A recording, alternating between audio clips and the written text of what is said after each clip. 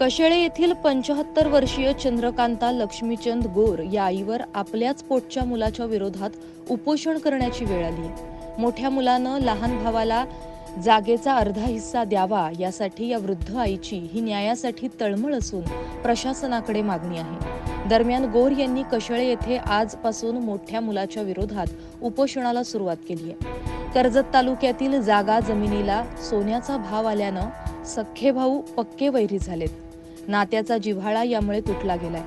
अशीच परिस्थिती सध्या जन्मदात्या आईवर सुनेमुळे आली आहे। मोठा मुलगा पत्नीचं ऐकून लहान भावाला जागेचा हिस्सा द्यायला तयार नसल्यानं अखेर हा तिढा सोडवण्यासाठी वयोवृद्ध आई आखाड्यात उतरली आहे आणि आपल्या लहान मुलाला न्याय मिळावा म्हणून उपोषणाला बसली।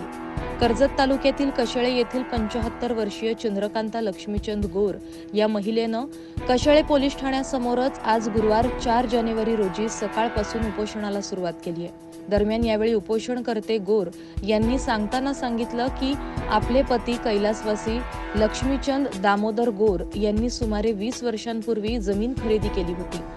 सदर जमीन मोठ्या मुलाच्या नावे म्हणजेच वीरेंद्र गोर याच्या नावावर केल्यानंतरही ही जागा लहान मुलगा पिंटू गोर या दोन्ही मुलांनी ती समान वाटून घ्यावी असं सुचवलं होतं। तर बघू दोन भाऊ आम्ही 4.5 गुंठा आणि दोन माणसाला त्याने दिली पॉवर हॉटने। ते दोघांनी 8-10 वर्ष झाली घरं बांधून झाली, फक्त हे दोन भावाची राहिली 4.5 गुंठा। ते म्हणलं आता मी आजारी आहे ना, तर म्हणलं आता बारक्याला देवा। माझा आता काही मागं पण आजारी झाली ते यानेच सगळं खर्च घेतला। हे मुलगा आहे बारका, तर सगळं हेच बघतो ना। तर म्हणलं आता तू करून घे, मला डायबिटीस आहे, BP आहे, परत ते पाय नाही वाकडा होईल आता ऐकली। म्हणलं करून घेऊ। तर त्या दिवशी गेला सकाळी आणि तो म्हणत होता द्यायचे बोलला बिचारा। आणि त्याच्यानंतर मग तो कागदाचा नंबर पण दिला, तलाठीचा 82 नंबर। आणि पिंटू येथून कागद घेऊन आला आणि त्याची बायको डबा घेऊन आली ती दुपारी जेवणाचा। ते बायकाचं इकडे पडव्या जागा नाही द्यायची, जा कधीच नाही द्यायची असं बोलला। 4.5 गुंठा त्याने 4.5 गुंठे, मग दोन्ही सुखी राहा आणि आम्ही तर आता मरणार, काय राहणार नाही। पण मागून मी एवढा करून जाईल, मी त्याची आई आहे। आणि शेठने पण मला सांगून ठेवला की जागा दोघं भावांची आहे आणि एक तुकडा पण 2 तुकडं केलं आहे। 16 दिवस दुकान वाटली, 16 दिवस एक एक वस्तू वाटली। सोना बोना सगळं वाटून घेतला, माझ्याजवळ काहीच नाही दिला।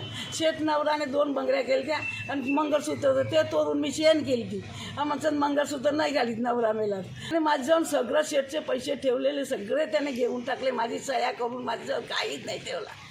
मी आता हे पोरांनी नाही ठेवला तर मी आता रस्त्यावर पडणार आहे। मला कोण ना आधार नाही। मला कधी कधी असं वाटतं की मी कधी मरून जाईल का, कधी विहिरीत पडू का, काय करू असं माझ्या मनात होतो लेख।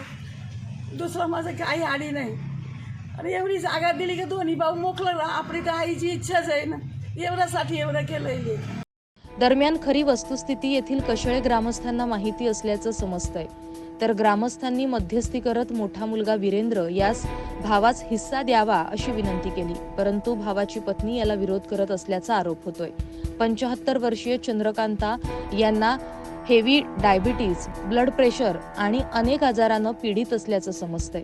त्यामुळे हे प्रकरण प्रशासन किती गांभीर्यानं घेतात आणि यातून कसे मार्ग काढतात हे पाहणं महत्त्वाचं ठरणार आहे।